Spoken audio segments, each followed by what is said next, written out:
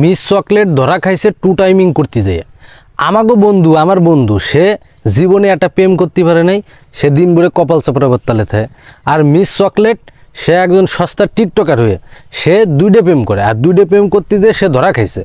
And দুইটাই করে না বেশি করে সেই ভালো জানে।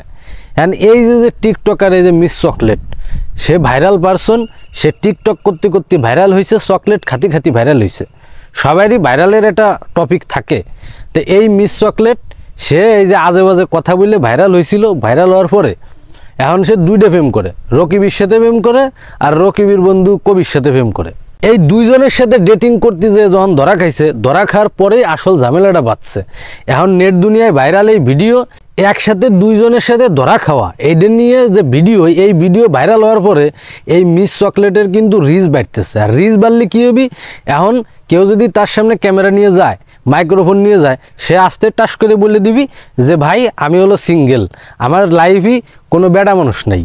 কিন্তু আসলে এসব টিকটকের জীবনে বেডা মানুষের অভাব নেই। ওরা কি করে না করে এটা আসলে বলার বাইরেই, সেটা প্রকাশ না পেলে ওই যে চোর সবাই, কেউ গোপনে আর কেউ ওপেনে, এরকম একটা কথা আছে। মানে কথাটা অন্যরকম, আমি একটু ঘুরাই বললাম।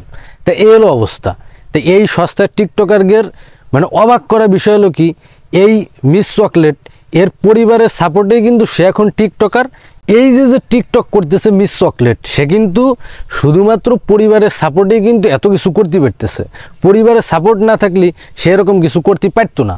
আপনার পরিবারে যদি এরকম কেউ থেকে থাকে, তাহলে তাকে শাসন করার দায়িত্ব আপনার।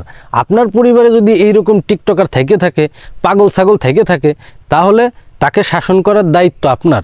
তারে শাসন করতে হবে এবং তারে কিন্তু ভালো বানানোর চেষ্টা করতে হবে। প্রয়োজনে পাবনা পাগলাগারদে নিয়ে যেতে হবে, কিন্তু তাকে ভালো বানানোর চেষ্টা করতে হবে।